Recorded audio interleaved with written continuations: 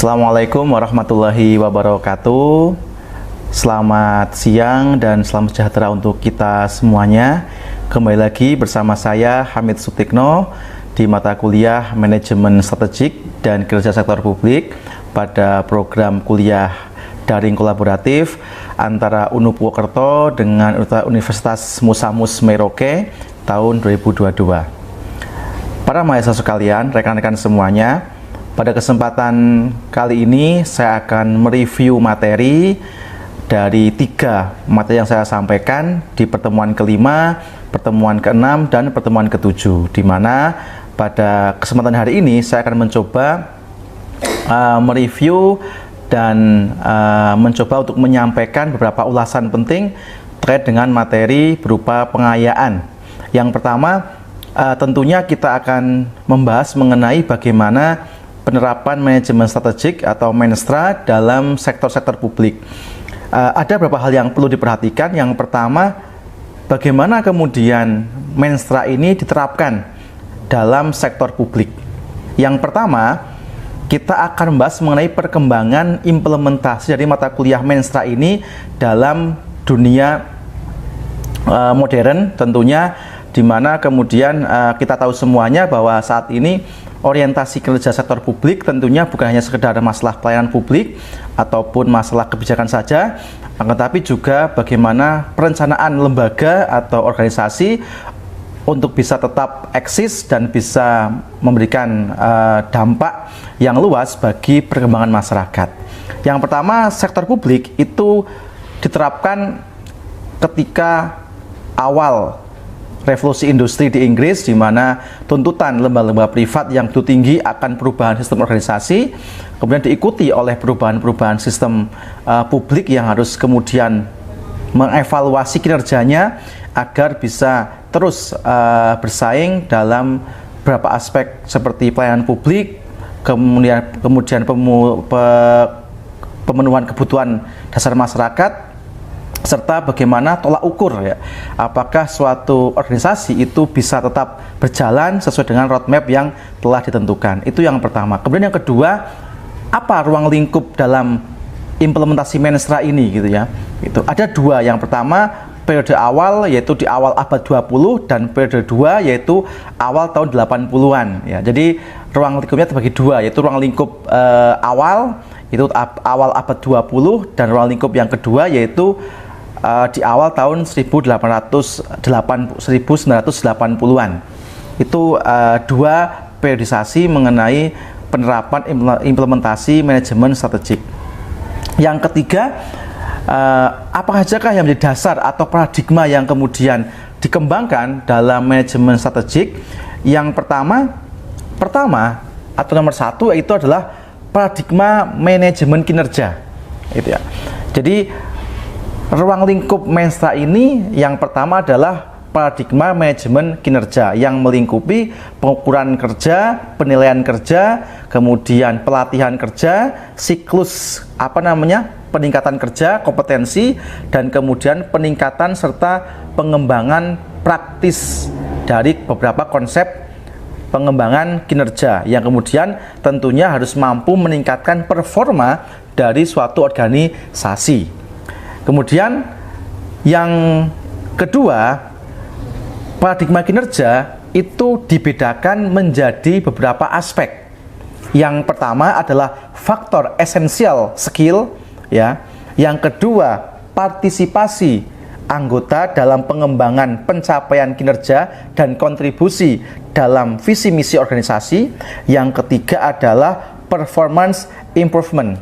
Bagaimana kemudian para anggota organisasi itu bukan semata-mata dia hanya sebagai anggota saja, tapi dia juga harus bisa mengembangkan dengan inovasi dan kreativitas dalam rangka untuk menciptakan institusi atau lembaga yang sangat kompetitif. Itu 3 pengembangan atau sub aspek dari paradigma manajemen kinerja. Kemudian lantas apa saja yang dimaksud oleh paradigma kinerja, gitu ya. Yang dimaksud oleh paradigma kinerja adalah bagaimana suatu organisasi itu berbasis pada performance yang sangat komprehensif. Yang pertama, ada proses yang sistematis, ya. Jadi perlu Anda ketahui semuanya dalam beberapa ruang lingkup manajemen kinerja itu ada aspek yang harus dipenuhi. Yang pertama, proses yang sistematis, artinya sustainable, berkelanjutan gitu ya. Yang kedua adalah proses perbaikan iklim kinerja.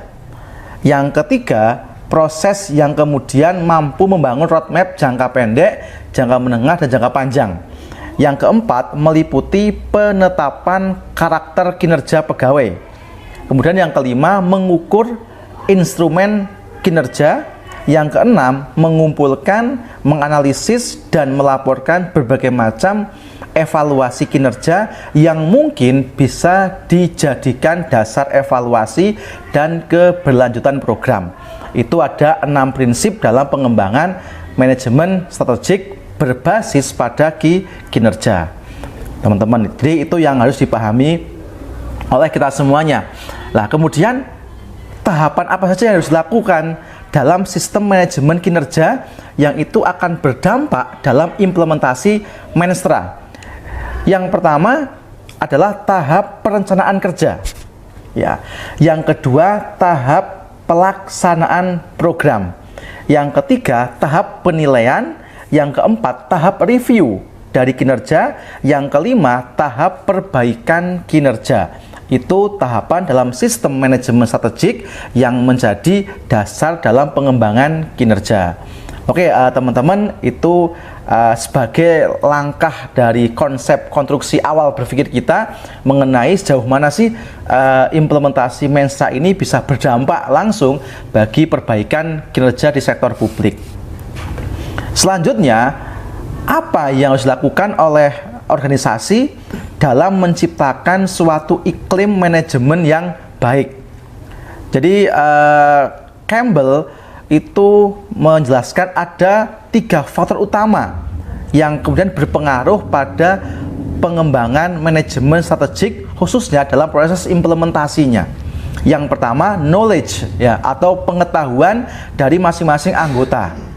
Yang kedua, skill, keterampilan. Yang ketiga adalah motivasi. Jadi 3 ini merupakan komponen yang membentuk suatu iklim dalam manajemen strategik khususnya dalam mencapai keberhasilan implementasi program-program kebijakan lembaga atau institusi. Itu maka dibutuhkan 3 pendekatan yang kemudian penting sekali, ya. Jadi knowledge itu adalah pengetahuan sejauh mana seorang pegawai tahu, ya, tren-tren keilmuan. Jadi kalau birokrasi ya jangan birokrasi yang kemudian hanya datang bekerja, tapi yang dia juga mengembangkan inovasi, gagasan, ya. Jadi aparatur yang berbasis literasi, jadi yang kemudian punya berbagai macam konsep-konsep pengembangan organisasi. Itu tahapan knowledge atau aspek knowledge, pengetahuan. Yang kedua, skill, ya, keterampilan. Itu juga penting dalam mendukung implementasi manajemen strategik. Yang ketiga, motivasi. Jadi motivasi pegawai ini sangat dibutuhkan sebagai faktor internal yang kemudian mampu menciptakan iklim-iklim yang kondusif dalam organisasi. Itu yang kemudian menjadi penting. Selanjutnya, apa sajakah kemudian yang menjadi pengaruh dalam pengembangan proses manajemen strategik, gitu ya. Yang pertama ada kinerja individual atau kinerja mandiri. Yang kedua ada kinerja kelompok atau teamwork, ya, kelompok. Yang ketiga ada kinerja organisasi, ya. Jadi ini klasifikasi dalam pengembangan implementasi Menstra dalam perspektif kelembagaan. Ada 3. Yang pertama kinerja individu, kinerja kelompok, dan kinerja organisasi. Gitu. Kemudian apa saja yang mempengaruhi faktor-faktor dalam klasifikasi manajemen strategik khususnya dalam implementasi kinerja? Yang pertama ada faktor knowledge, skill, motivasi, dan peran, hampir sama dengan sebelumnya. Yang kedua ada faktor keteraturan tim.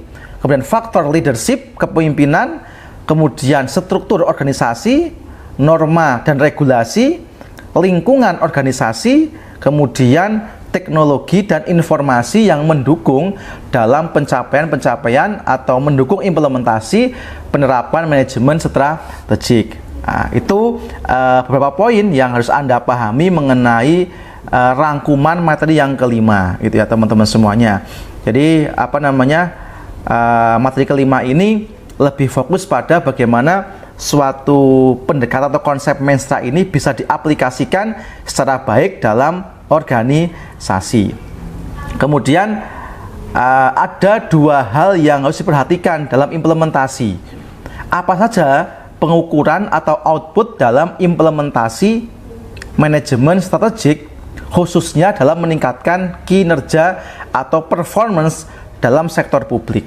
Yang pertama adalah bagaimana kemampuan organisasi untuk tetap konsisten ya terhadap visi dan misi organisasi, agar semua program-program lembaga atau program organisasi itu tetap tertata dan bisa dijalankan ya secara kontinu. Yang kedua, ada faktor yang kemudian dipengaruhi oleh lingkungan ya, lingkungan, dan kemudian yang dipengaruhi oleh aturan. Itu beberapa yang penting sekali. Yang keempat adalah bagaimana kemampuan dalam memperhatikan benefit atau impact. Ya, jadi manajemen strategik ini kalau kita klasifikasikan secara detail tentang implementasinya ada 3, gitu ya. Jadi apa saja itu, gitu ya. Yang pertama ada output, ya. Jadi ada output, ya. Itu tahapan yang pertama. Yang kedua ada outcome, ya. Ada benefit, ada impact. Itu secara entry point dari rangkuman materi yang kelima. Oke ya teman-teman semuanya, itu bisa dipahami sebagai suatu review singkat materi kelima tentang bagaimana penerapan implementasi manajemen strategik khususnya dalam meningkatkan kinerja sektor publik. Yang kedua, saya akan mereview atau merangkum materi yang keenam ya, yaitu bagaimana kemudian memahami permasalahan yang timbul dalam manajemen strategik. Yang pertama, kenapa ada masalah yang kemudian mempengaruhi atau berdampak pada manajemen strategik? Yang pertama akan saya jawab, yaitu tentunya kita harus memahami namanya analisis lingkungan internal dan eksternal. Jadi pada pertemuan ke-6 ini kita akan memfokuskan pada hal-hal yang menjadi permasalahan dalam manajemen strategik, yaitu saya membuat materi, yaitu yang pertama adalah analisis lingkungan internal dan eksternal. Yang pertama, apa yang menjadi fokus pada analisis internal organisasi? Ada 2 poin yang pertama.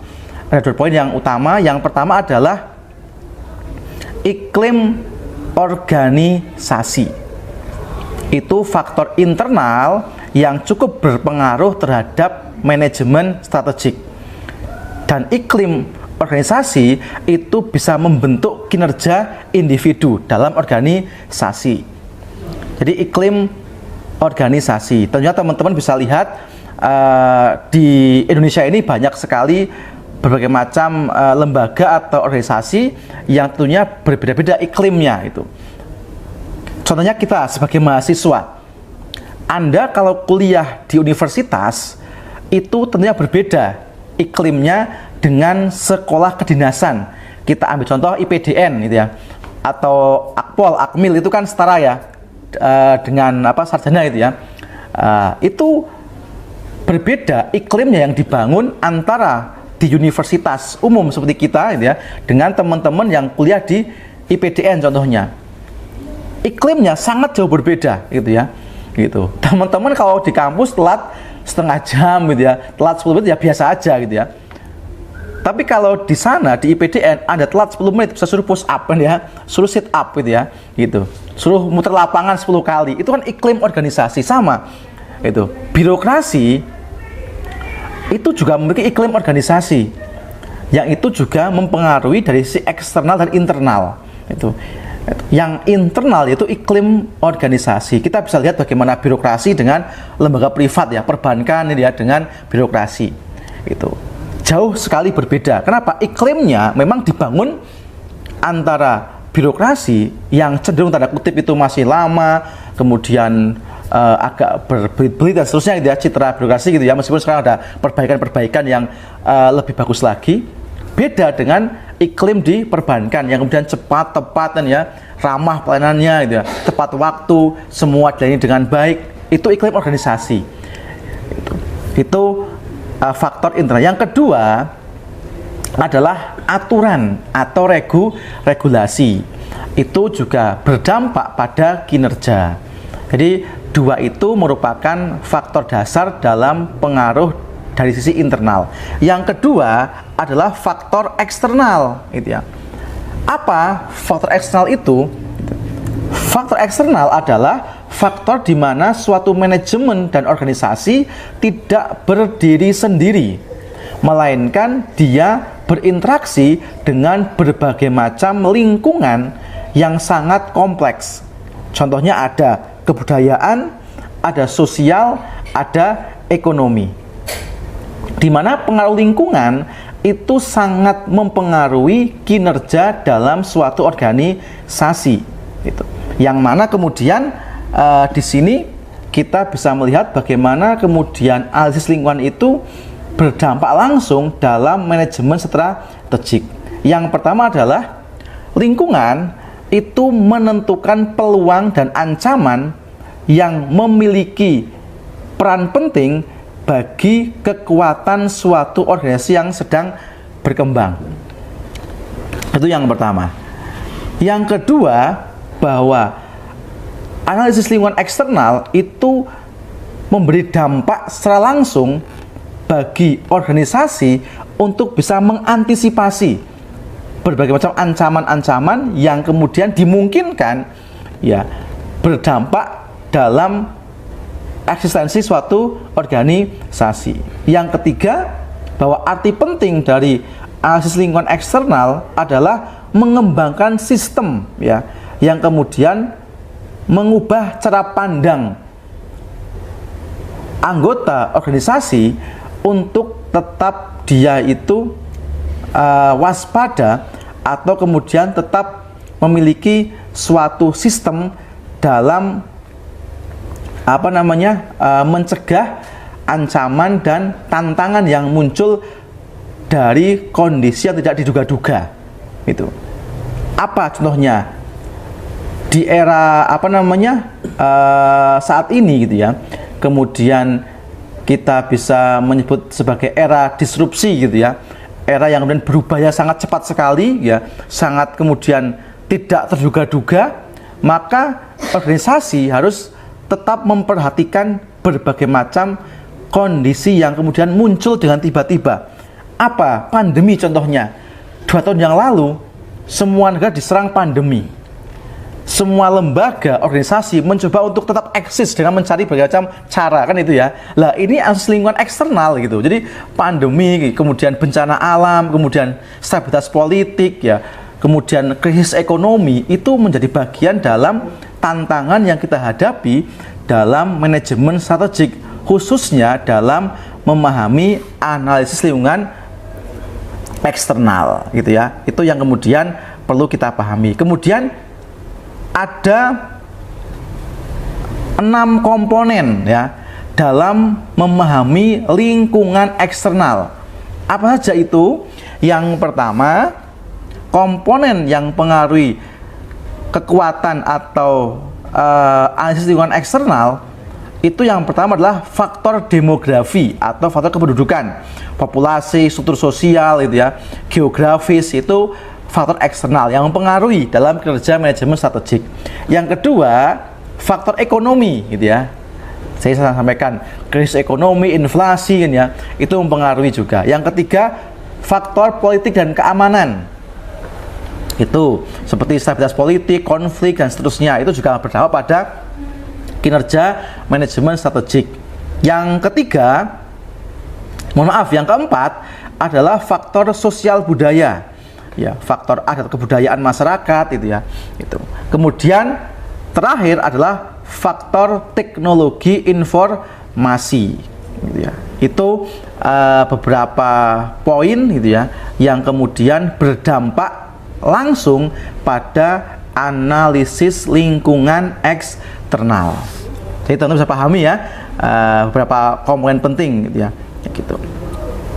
Kemudian di sini faktor-faktor yang kemudian berpengaruh terhadap dampak dari analisis lingkungan eksternal.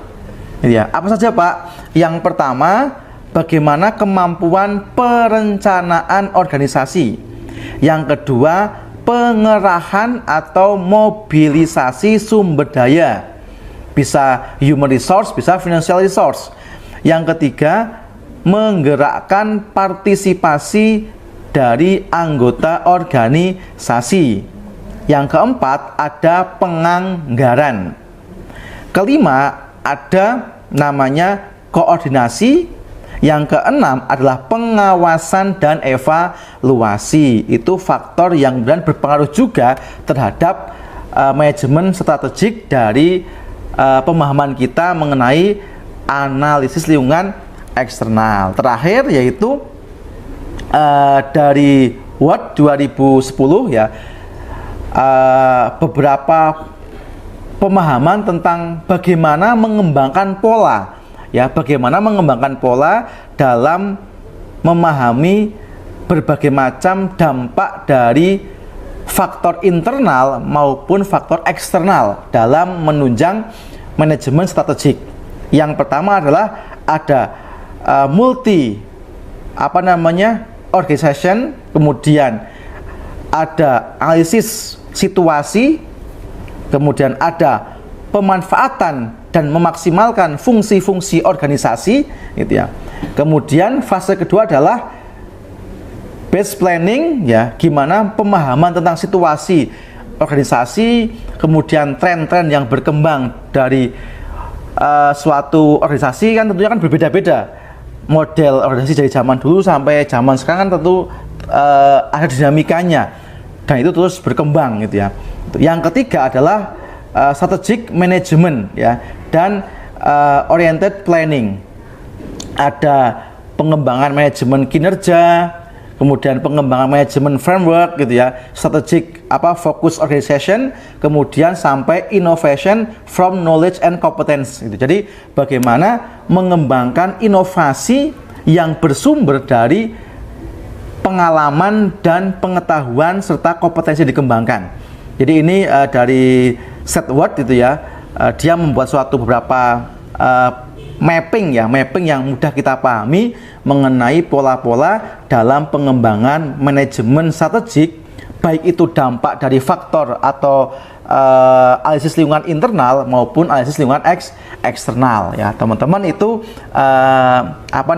review dari materi yang keenam. Terakhir dari materi yang ketujuh yaitu bagaimana kita memahami penerapan atau studi kasus dalam manajemen strategik.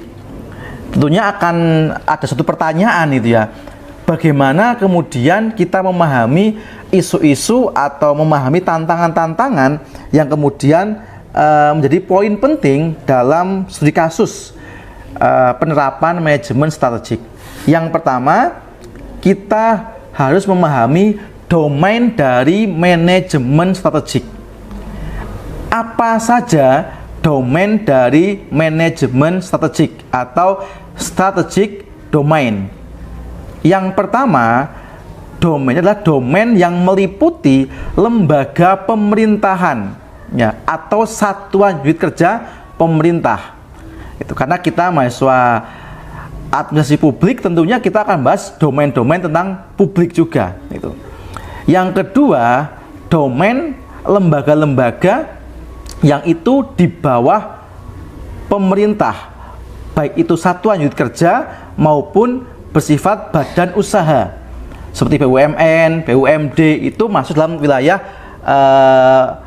manajemen strategik domain. Yang kedua, organisasi sosial masyarakat yang itu non-profit atau nirlaba.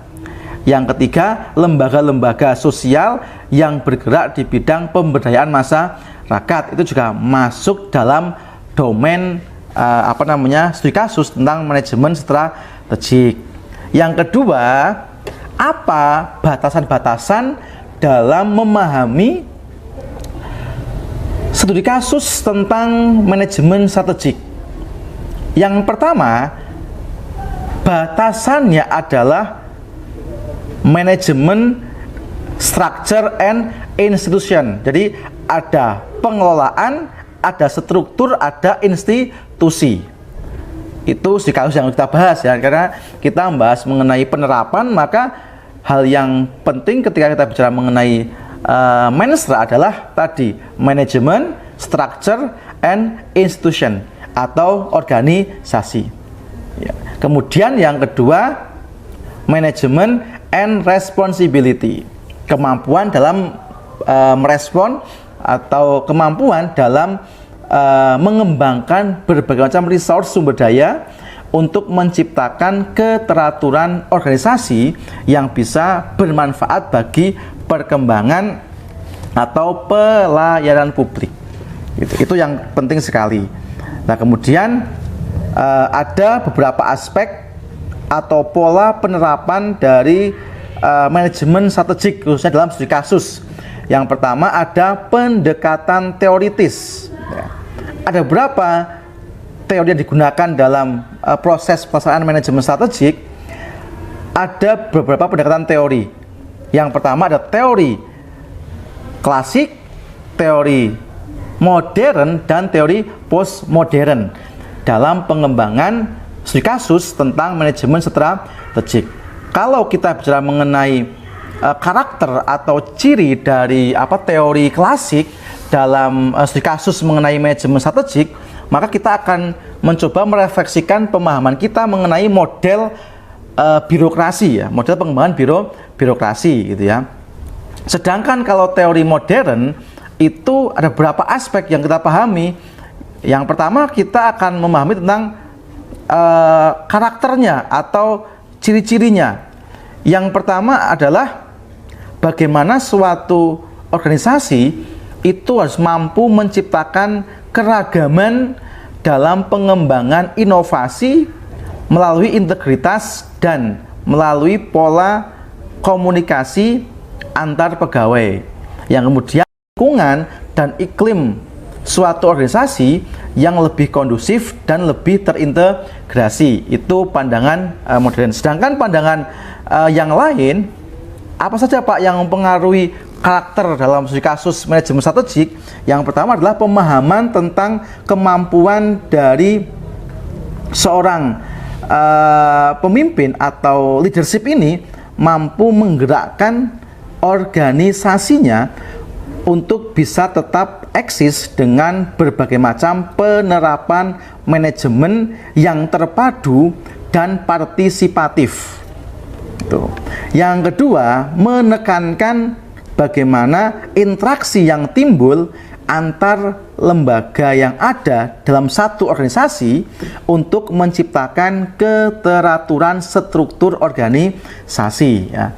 Itu yang kemudian menjadi poin penting ya. Kemudian teman-teman, terakhir adalah bagaimana model atau studi kasus yang relevan untuk saat ini ya, untuk kita melihat bagaimana studi kasus yang muncul dalam perkembangan manajemen strategik.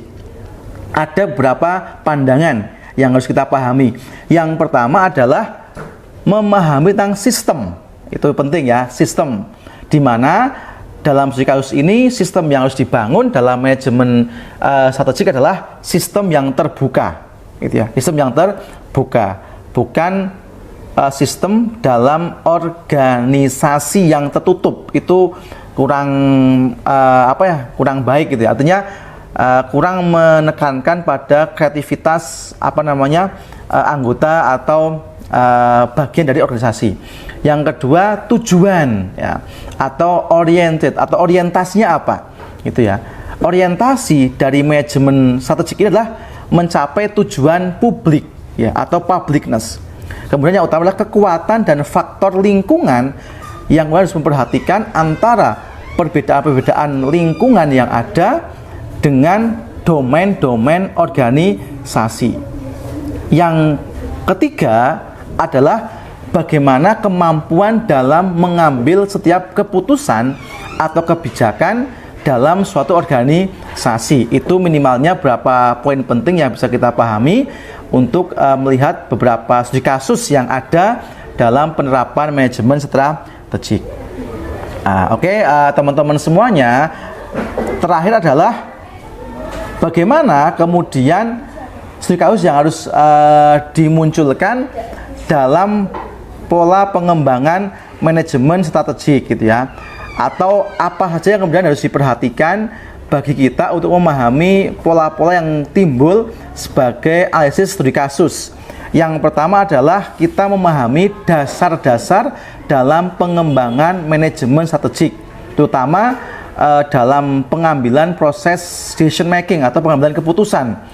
Yang pertama ada kewenangan, ada rasional, dan kemudian berbasis pada data. Jadi 3 pendekatan utama dalam studi kasus pemahaman manajemen strategik, khususnya dalam pengambilan kebijakan dalam organisasi. Yang pertama berdasarkan kewenangan, kedua rasionalitas, yang ketiga sumber dari data, ya, data atau fakta. Contohnya teman-teman kalau Anda ketahui, biasanya pemerintah itu ketika dia mau merencanakan suatu kebijakan itu ya, itu bisa dia ngundang tenaga ahli, akademisi ya, untuk membuat namanya kajian ilmiah yang kemudian kita sebut namanya NA, naskah akademik gitu ya. Itu bagian dari proses studi kasus perencanaan manajemen lembaga dalam pembuatan keputusan. Yang kedua adalah faktor manajemen sumber daya. Itu juga harus diperhatikan, baik sumber daya manusia maupun sumber daya keuangan. Kemudian prosedur perencanaan ya, yang harus kemudian ditata secara matang gitu ya, gitu oleh lembaga itu atau organisasi yang kemudian dia akan terus menggunakannya sebagai acuan kerja dalam pengembangan institusi atau lembaganya. Apa contohnya? Contohnya Anda bisa lihat rencana kerja pemerintah dalam bentuk RPJM ya kan? Itu. Jadi teman-teman bisa lihat hari ini semua institusi dari pusat sampai level desa itu mereka punya RPJM ya. Ada RPJM Des, RPJM Da, RPJM Nasan ya. Nah, ada rencana pembangunan jangka menengah, jangka panjang ya. Nah, Menstra ini dalam studi kasusnya dia juga berdampak atau bermanfaat bagi suatu lembaga atau organisasi gitu ya. Khususnya dalam tadi perencanaan program kerja organisasi. Contohnya tadi pemerintah ya, dalam menentukan program kerjanya dia nggak bisa ngawur, nggak bisa kemudian gradual atau kemudian semuanya sendiri, tapi tertata dalam dokumen kerja ya, dalam bentuk namanya RPJM ya. Itu rencana pembangunan bisa jangka menengah, bisa jangka panjang ya, tergantung dari program kegiatannya. Itu teman-teman mengenai beberapa aspek studi kasus ya dalam manajemen strategik. Harapannya dari 3 materi ini yang saya review bisa memberikan teman-teman pemahaman agar lebih komprehensif pemahamannya tentang manajemen strategik ya, dari aspek implementasi, aspek permasalahan sampai aspek studi kasus. Itu harapannya bisa jadikan dasar untuk Anda belajar pada mata kuliah Menstra ini. Teman-teman semuanya, kemudian di sesi ini saya juga ingin sampaikan juga mengenai tugas 2 yang akan saya sampaikan, bahwa tugas kedua ini nanti bersifat analisis. Anda membuat makalah ya atau paper ya, yang nantinya Anda menjawab dari pertanyaan yang saya tadi sampaikan, dan Anda kembangkan dalam bentuk beberapa poin penting dalam makalah tersebut mengenai dinamika yang kemudian muncul gitu ya, dan bagaimana perkembangannya saat ini tentang penerapan manajemen strategik gitu ya di sektor publik gitu ya, terkait dengan permasalahannya, dengan tantangannya dan peluang yang akan dicapai gitu ya. Itu tugasnya teman-teman semuanya. Terima kasih atas perhatiannya. Semoga teman-teman semuanya diberikan kesehatan dan bisa mengikuti kuliah ini sampai selesai dan bisa mendapatkan hasil yang maksimal. Dari saya sekian dan terima kasih atas perhatiannya. Selamat siang. Assalamualaikum warahmatullahi wabarakatuh dan salam sejahtera.